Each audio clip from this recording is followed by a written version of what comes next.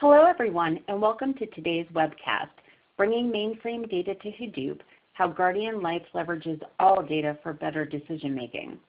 Before we begin, I'd like to review some quick housekeeping items. Today's webcast audio is streamed through your computer speakers. If you need technical assistance with the web interface or audio, please reach out to us using the chat window. The presentations today are scheduled to last approximately 30 minutes and will be followed by a question and answer session. You can submit your questions at any time during the presentations using the chat window, and we will answer as many of them as possible at the end. If we don't get to answer your questions, we will follow up via email. The webcast is being recorded, and you will receive an email once the recording is available with a link to access the presentation on demand. We encourage you to share this with your colleagues who weren't able to make it today.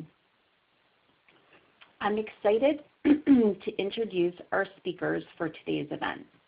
Our first speaker is Alex Rosenthal, Assistant Vice President, Enterprise Data Office and Insights at Guardian Life Insurance.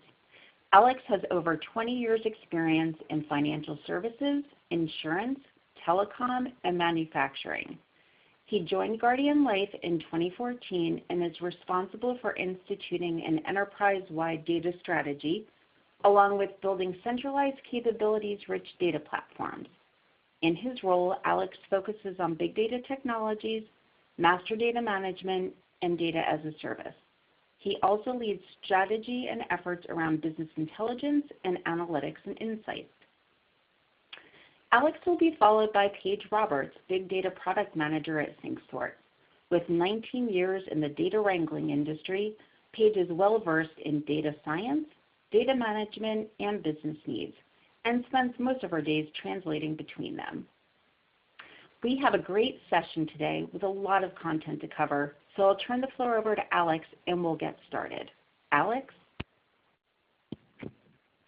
Thank you, Jennifer. Hello, my name is Alex Rosenthal, and I head up the Enterprise Data Office at Guardian.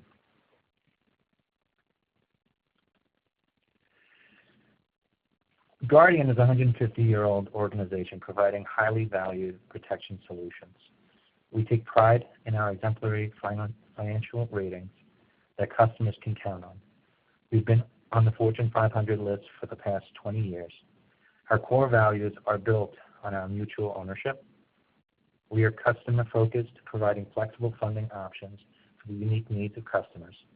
We provide state-of-the-art enrollment strategies, technologies, and administrative platforms. We also provide fast and accurate claims, and our customer service is award-winning and a major focus of our organization. The Enterprise Data Office is a centralized function formed 2 years ago, playing a major role in the modernization of Guardian's technology strategy. I head up the Enterprise Data Office, and within my team, there's program and demand management, center of excellence around data architecture, big data architecture, and analytics and insights function. The main capabilities that we're focused on includes being the COE for data service delivery. We have been building up a comprehensive data as a service offering. We've been consolidating master and reference data for the organization, instituting capabilities around advanced statistical modeling and predictive analytics. We've been advancing self-service data analysis and visualization, and improving the rapid development and enhancement of reporting data marts.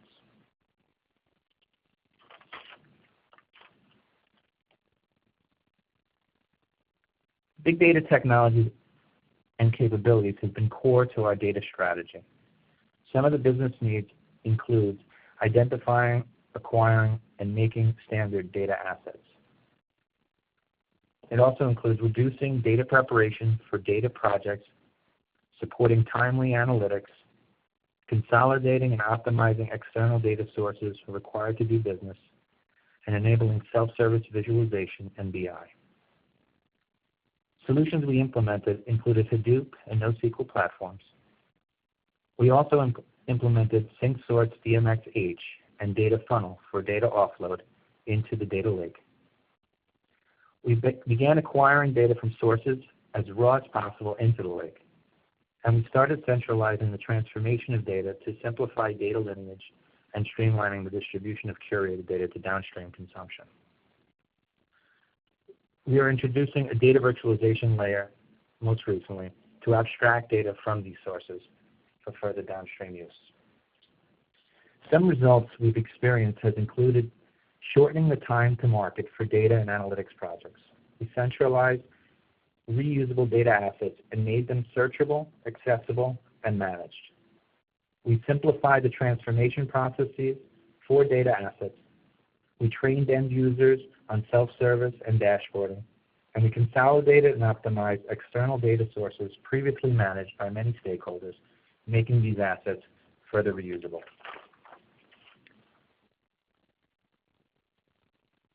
Well, we found great value with SyncSort DMX-H and the expertise of Cognizant as an integrator was in our mastering of mainframe data assets. We have data sources in many different back-end systems, but specifically VSAM structures that were difficult to access. DMX-H allowed us to copy the raw data and transform the data centrally within our data lake, serving as a hub for downstream distribution. With each project, we added more data, finding that subsequent projects reused data assets previously consumed, ultimately reducing the development lifecycle, while standardizing our data lineage and record of truth. For those sources that are already curated and usable, we have been able to bring these sources into the lake using SyncSort Data Funnel. We partnered with SyncSort as a lighthouse customer to utilize the DMX Data Funnel and collaborated with them on the product development. DMX Data Funnel accelerated the data acquisition process by quickly ingesting hundreds of tables from our sources at the touch of a button. This has helped us reduce the time to market for analytics initiatives and reporting projects. Master Data is another major program focused on managing clients across our products and standardizing our product catalog across business units. This will serve as a basis for effectively managing clients consistently and holistically. Data science and analytics is the focus as we mature the technologies, methodologies, and capabilities across all of our business units. We've implemented a big data platform and analytics technologies to support these needs. We acquired internal and external data to support clients and reduce risk, and we've started partnering with our business stakeholders to help them with generating conclusive insights for business use cases. We've developed a roadmap for ongoing analytics. We've demonstrated early POC successes to show the value of advanced analytics tools and techniques, and we provided training on data analytics methodologies and technologies to business stakeholders, making them more self-service. One of the centerpieces for our data program is the Enterprise Data Marketplace. This is a centralized marketplace for our approved internal and external data services, reports, and connections. This platform supports all data consumers, allowing them to search, request, access, and utilize data assets within a centralized marketplace. It serves as a single hub for data asset metadata, usage tracking, audit, scheduling, delivery, and entitlement management. We are currently exploring the offering of this product commercially as a tool for other companies to utilize as it fills a void faced by most organizations. Our data strategy is beginning to yield benefits to our organization as it has resulted in a data platform that will be able to grow as our data volumes and needs increase. We are also enabling more and more individuals in the organization to effectively interact with our data. Ultimately, we are instilling a data culture that is required to excel in this ever-evolving information age. I want to thank everyone, and I want to wish you all success with your data journeys. I will now pass the conference to Paige to discuss SyncSort's big data products. Thank you, Alex. Okay. So as Jennifer said, I'm Paige Roberts, Product Manager for Big Data for SyncSort. And I want to talk a little bit about SyncSort's strategy and SyncSort's technology. And Alex pretty much gave you an example of how the mainframe can bring more value and how including all of the data in your data lake can really boost your capabilities in the data science area. What I'd like to talk about is how SyncSort enables that. So first off, with SyncSort, SyncSort provides fast, secure, enterprise-grade software spanning big iron to big data. So what that means is that we have deep roots in the mainframe industry. We've been around for over 45 years. We're in over half the mainframes in the world. And we also have a really solid leadership in the Hadoop space. This means our solution for mainframe to Hadoop is definitely the leader in the market. It's kind of a no-brainer with our capabilities on both ends of the bridge. But we also came in with the first fully integrated Hadoop ETL solution that actually runs on your Hadoop cluster. That was the first one on the market that did that, and we're the first ETL app for on AWS in the marketplace. I believe we're still actually the only ETL app on the AWS marketplace. We also, one of the reasons that we have such solid roots in Hadoop is because we don't just use open source technology, we contribute. We give back. In fact, as far as our strategic focus is, ongoing contributions to the open source community is one of our 3 drivers. And we will continue that as we go. Now, the technology itself has this mainframe heritage, but it lives on Hadoop and it has a very light footprint, which means it doesn't consume any resources until it's actually running a job. So you don't have to worry about it bogging down your cluster. It's self-tuning, so that makes it a little easier to use. You don't have to worry about a lot of performance tuning to make it high-performance engine, and it installs fairly simply. In fact, we cooperate with Cloudera to install and manage via Cloudera Manager, and also with Hortonworks for Ambari. In fact, that leads me to our 3rd driver, which is a strategic focus on partnerships with the big players in the Hadoop space. We partner with Cloudera, a very long, deep partnership with Cloudera. Hortonworks just announced they are, in fact, reselling our software now. MapR recently announced their MapR Streams certification program, and we were first on the list to be certified. And we've been working very closely with Databricks to work on our Spark support and also with Confluent for our Kafka support. We also partner with many large SIs in the world, including Cognizant. They're one of our tightest partners, and they helped us implement at Guardian in particular.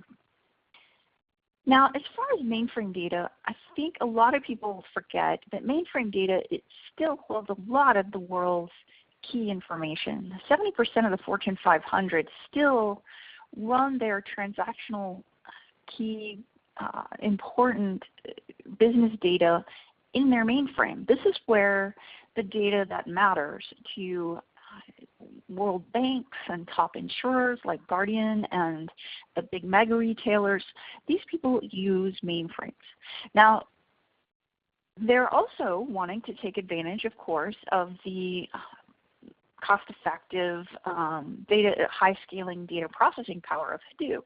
Everybody wants to move that because it's just very practical.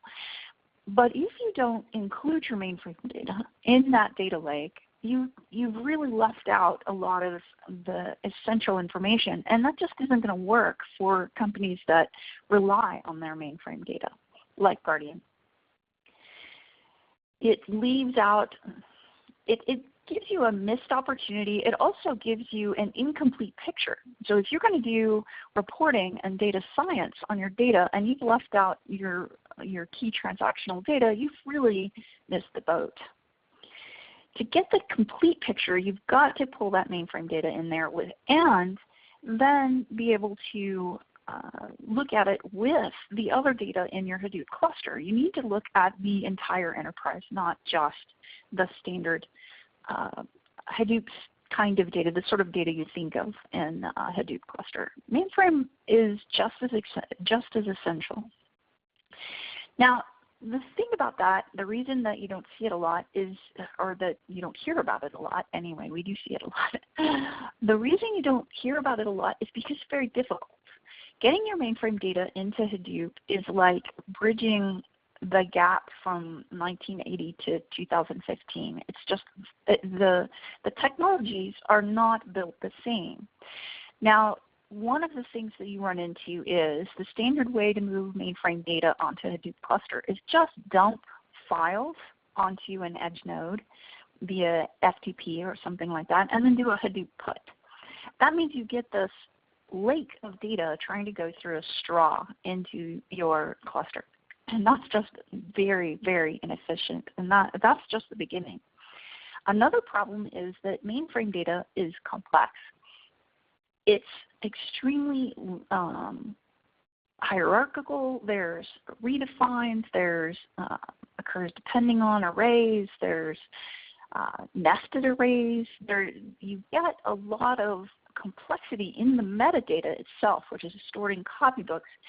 And many applications that are designed to do ETL simply can't read those copybooks. They can't handle that complex metadata and make sense of it. The other problem is data governance. People have their data in the mainframe, and they have their governance and their requirements based on law, and they have to comply with those requirements. And some of those requirements are, you can't change that data without a justification, a good reason. You need to track every change in your data. You need to know your lineage of your data. And this is important also for the data science. If you're going to analyze data, you need to know where it came from, how it was altered, and all of that. And it needs to be very easy to follow. And if you've moved your data from the mainframe, where it's nicely governed, into your Hadoop cluster, that complicates matters quite a bit. Now, getting mainframe data into Hadoop, one of the things that we offer is the ability to move your mainframe data without changing its format. Now, this is something that no one else can do. And now, we obviously give you the option to move it and translate it into a Hadoop format just like everyone else. In fact, we can do that on the fly. We don't need to stage data and make an extra copy and a lot of other problems that some people have to deal with. But we also have a unique capability to move mainframe data, to manipulate it in your Hadoop cluster, and to do that without modifying it so that it still matches the original copybook. And it makes it much easier for tracing lineage and for governance and security. We can, because we have this very nice interface, we can reduce our development time from weeks to days. We have some studies that have shown we cut development time by as much as half. And we have seen actually in practice cutting the development time in 1/8 of the time. So this is obviously extremely valuable to companies who don't want to wait to get to the finish line and actually get some benefit from their data. Another problem faced by anybody working in Hadoop is the big data skills gap. Everyone knows that it's very difficult to find enough people with MapReduce skills, with Spark skills. You need Java programmers and Scala programmers and people who really know this space.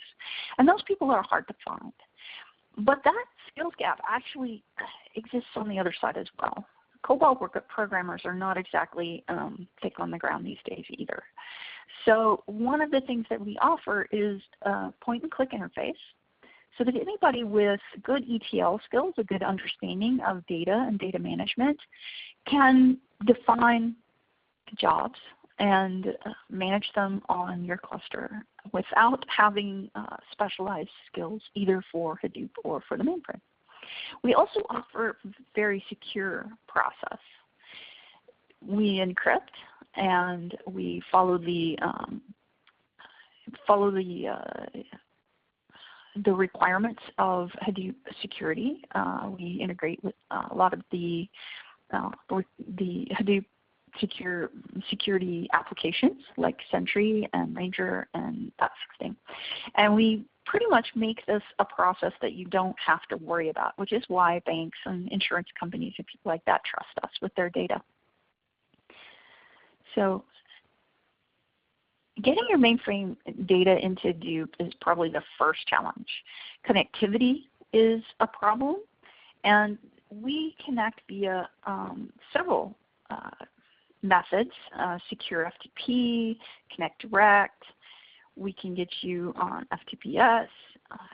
And we also have contributed mainframe connectors to Scoop and to Spark. So this gives you a lot of options for getting your data connected and accessed. And we also,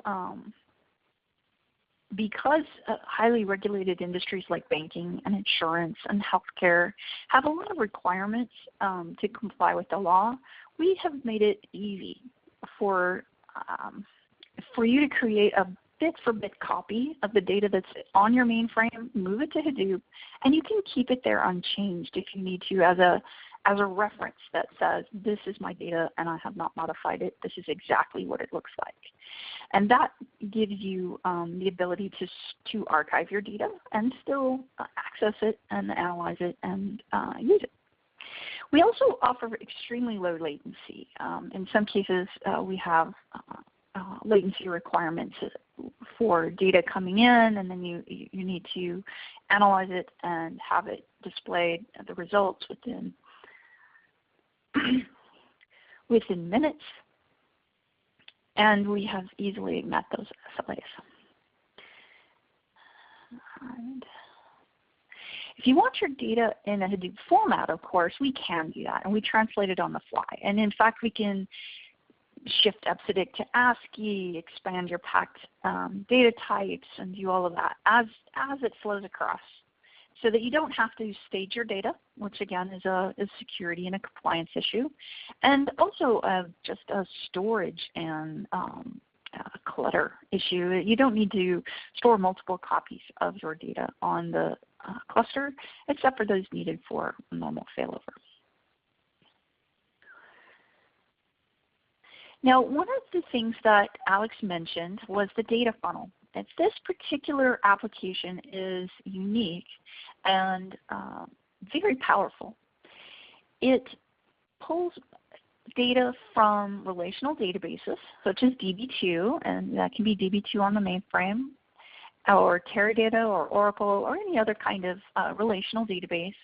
It can go in there and grab an entire schema, which could be 500, 600, 700 tables, and define a job so that it moves all of those tables into your cluster as they are. So if this is your data warehouse, for instance, you've already curated this data. It's already in the form that you want it to be in. You don't need to do a lot of modification. You just need to get it into your Hadoop cluster where all of your other data is so that you can analyze it all together. Data funnel makes this a very simple process.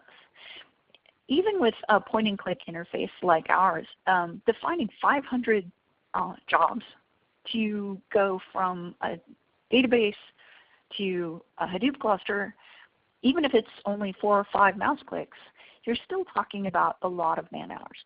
Data funnel completely bypasses that. It gives you a one-push capability. It also, because of the way it works, it allows a lot of parallelism.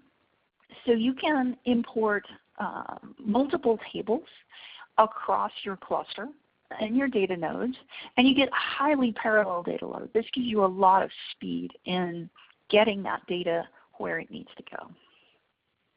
You can do some filtering. There's the in-flight data type transformations. There's things like I could say I need all of the 300 tables from this schema, but not these 4 because we don't use those anymore. And that you can exclude, filter. It has quite a few capabilities. Once in the Hadoop cluster, you then need to blend that data with the other data that's available, and you need to translate it sometimes into a more Hadoop-friendly data type. You can leave it, as I said, in the mainframe type, and you can do your manipulation in that type. You don't have to alter it. But if you want to mix it with other Hadoop data types, then you can convert it so that it's compatible with them. And then you can use that for data science across the entire enterprise. And this includes even the most complex copybooks and variable length records and a lot of other things. One of the things that we've encountered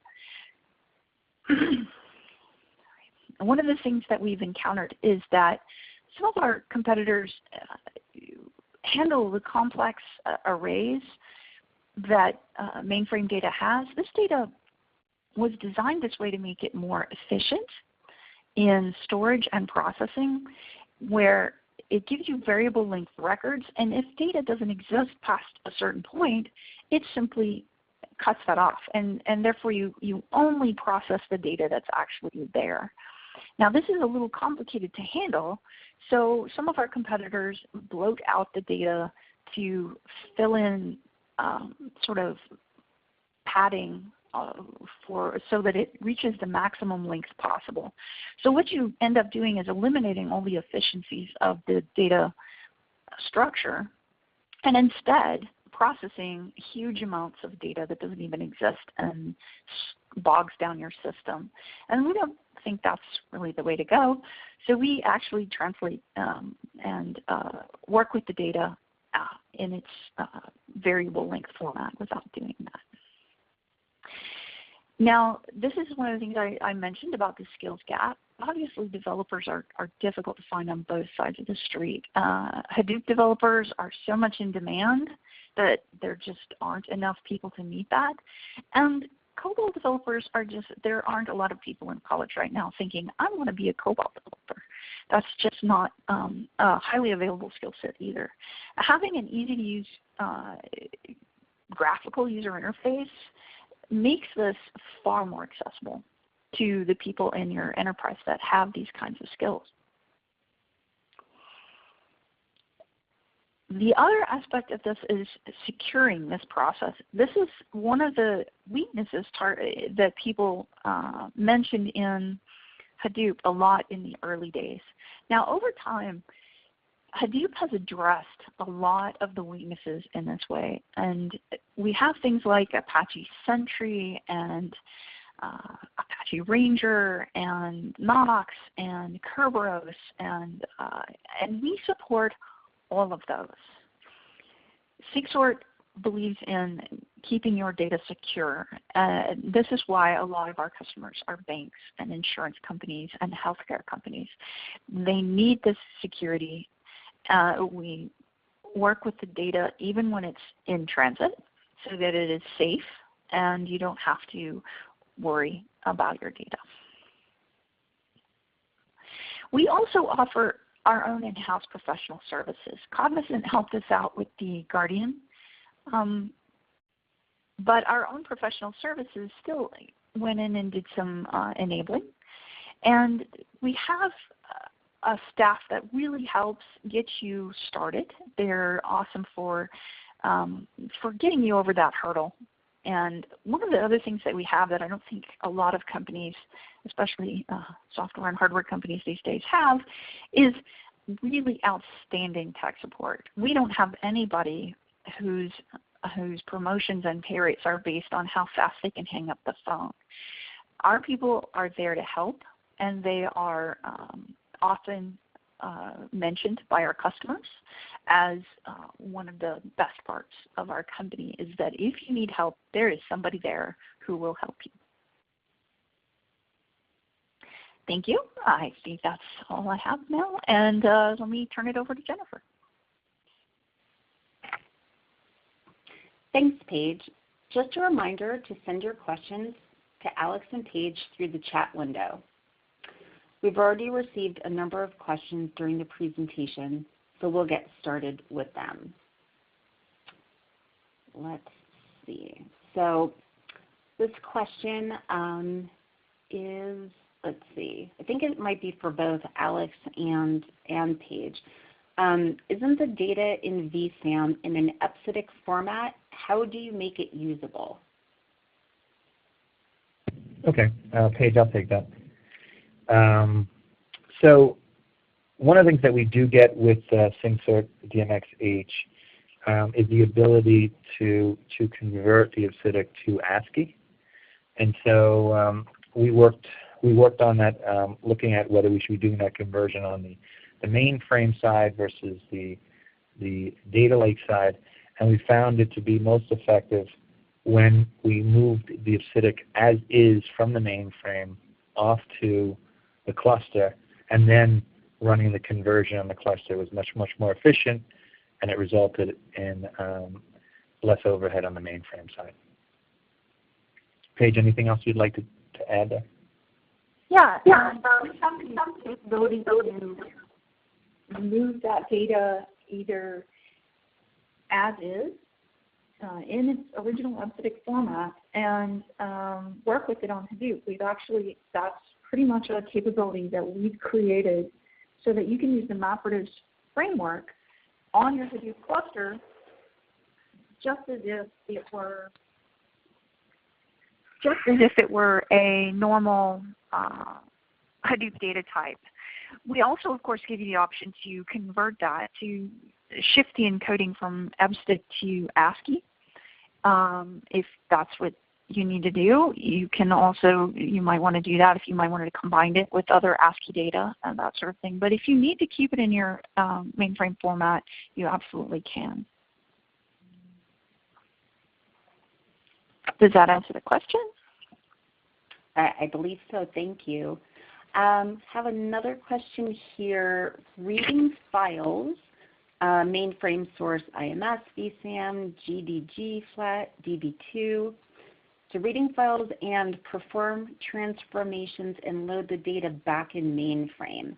How is data handled throughout this life cycle? And it says variable. So I guess how is variable data handled throughout the life cycle of reading and then performing the transformations and loading back to the mainframe? Yeah, I think by definition, vSAM is variable length, and there are different record types. So one thing that we get using the tool is its ability to read copybooks and to associate that and breaking out the different record types and variable lengths as well. Great. Let's see. Question, is the transformation of the data done on the mainframe side or on the edge node? So it sounds like there is the option of doing both. It really comes down to what does your processing window look like, and it also it's really up to you to determine where do you want that load to happen. We found it to be best done within our data lake itself on the edge node. There's also the option to parallel load across the data nodes with data funnel. That's one of the advantages that it gives you. Okay, great. This one is for Paige. What capabilities does the product have to capture and apply changes to the data set sourced from our DBMS?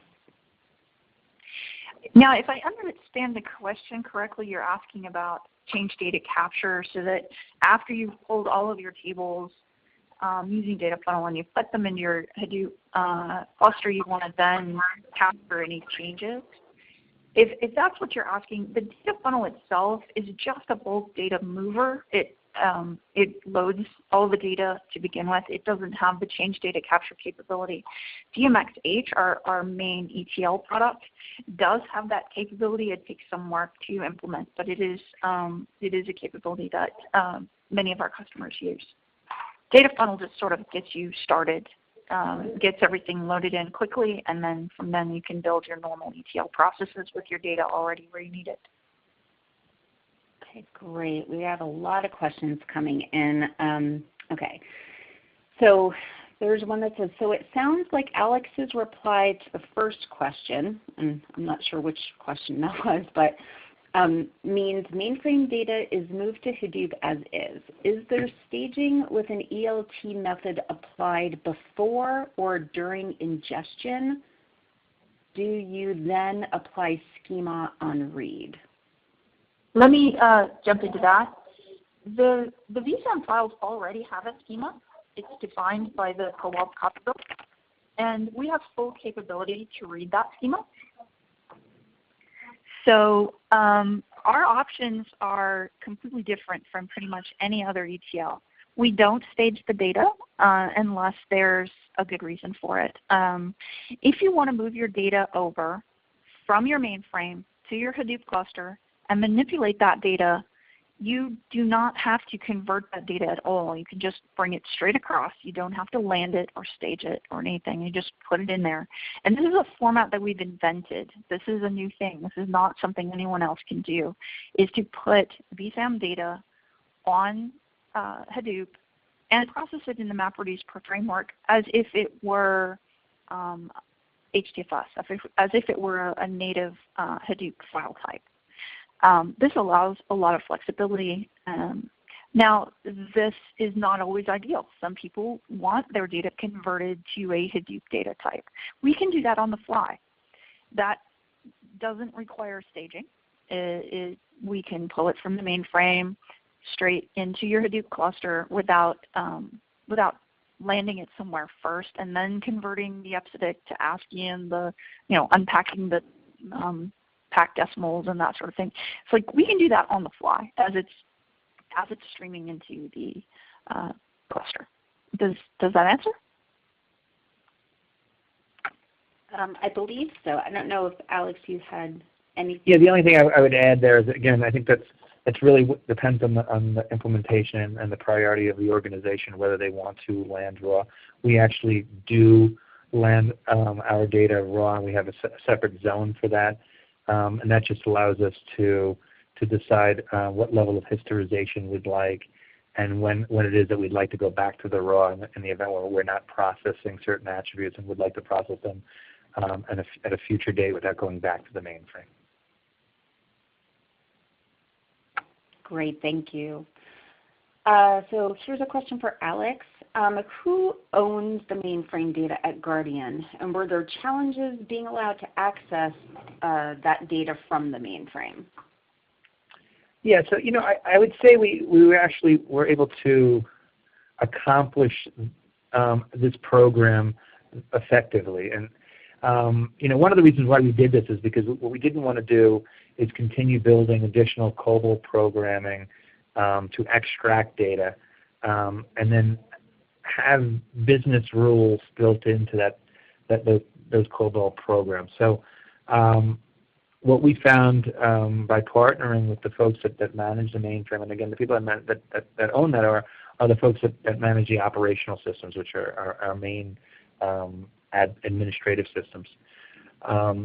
But they were familiar with SyncSort in terms of some of its traditional products, and we were able to work with them and show them in short order the fact that we weren't adding any real additional overhead to the mainframe, and if anything, we were lessening it by retiring certain extracts that were built historically with those business rules.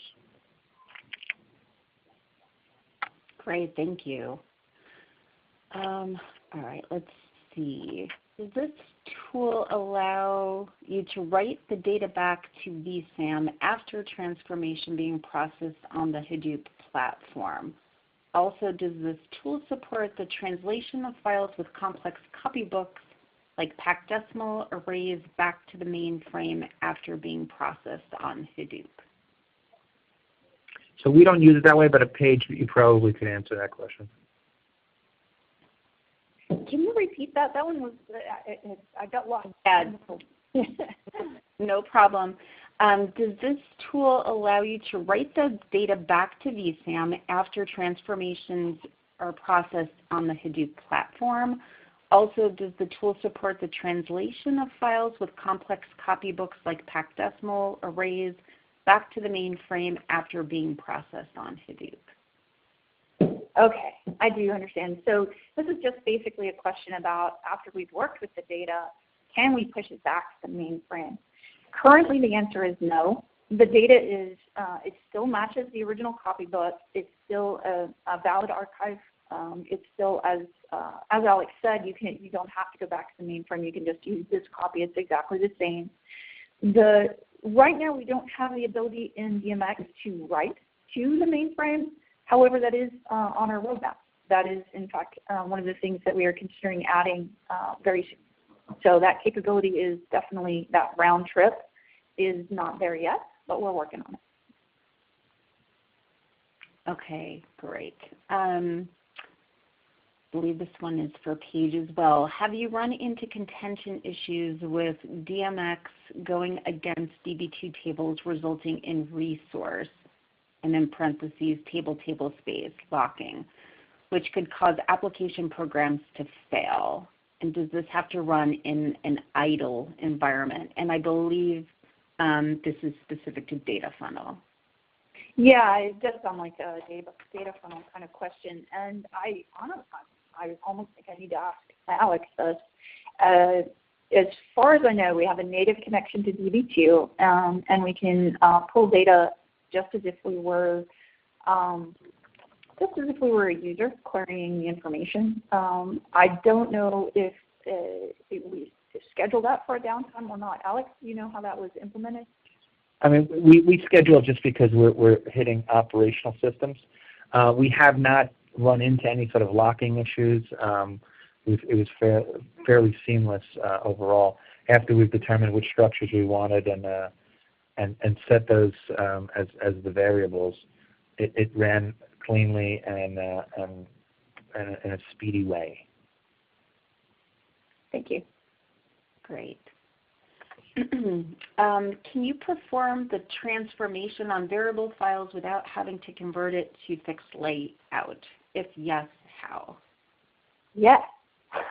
The answer to how is that we have a lot more understanding of mainframe data, I think, than any of our other ETL competitors, because we have essentially our software evolved from mainframe software first, and then over time it became ETL and then Hadoop software.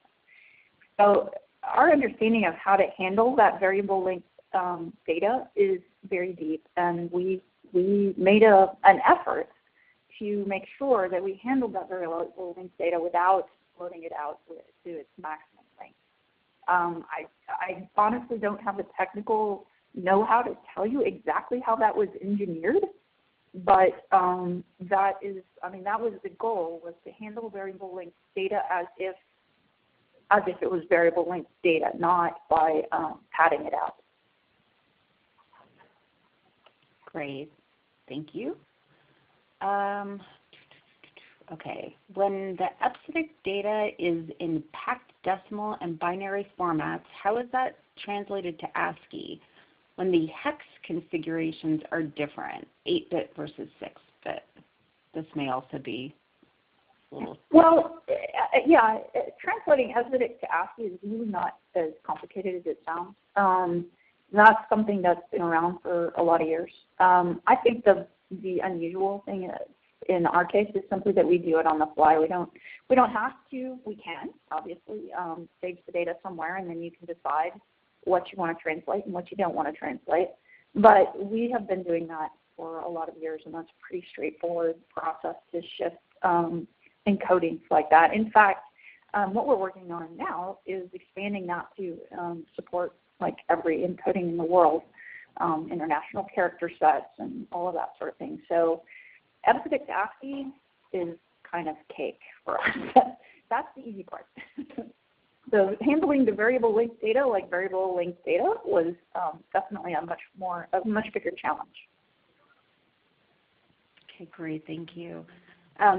How do you connect to the mainframe to ingest data, especially when the big data solution resides in an AWS environment? Do you use any specific tools? If so, what are those? We don't use any specific tools. The AWS Marketplace product is slightly different, but we do have a customer now who's on the Google Cloud, and they are connecting to mainframe data from what I understand. And we use a capability called Connect Direct. It's a challenge. It took our guys a little bit of work to think about it and come up with a good way to do it, but it's perfectly doable. And I mean, mainframe data is just data. Once you get a connection, it's really that's the key. If you're trying to bridge on-prem to cloud, getting a secure connection is the biggest challenge. A way to move that data that it doesn't expose it to possible hijacking or reading or whatever. Make it insecure. Okay, great. And just a reminder, if you have any last-minute questions for Alex or Paige, please submit them now. One last question so far in the queue. When SyncSort pulls data from relational sources, how is this accomplished? Is it using native utilities such as SQL Loader or DB2 load-unload utilities, generating select statements, or any other method? I can take that. We use native connect to the databases that we support, and most of the large-scale relational databases are in our list, and we've connected them directly. We don't use ODBC or any of the other sort of middlemen, and we work with the native API. So essentially, we pull data as if we were a normal user of that system. We need an authorization. We have access just like anybody who's, say, a DBA. All right. Well, that's great. We've answered the questions that we've received so far today. I don't see any new ones coming in. So I'd like to thank you all for coming, and I'd also like to thank our presenters, especially Alex, for taking time out of their busy schedules to be with us today. As a reminder, all attendees will receive an email from SyncSort with a link to today's recording when it becomes available. If you'd like to learn more about SyncSort solutions for accessing and integrating mainframe data with Hadoop, please visit syncsort.com/liberate. Thanks again, and have a great day. Thank you. Thanks.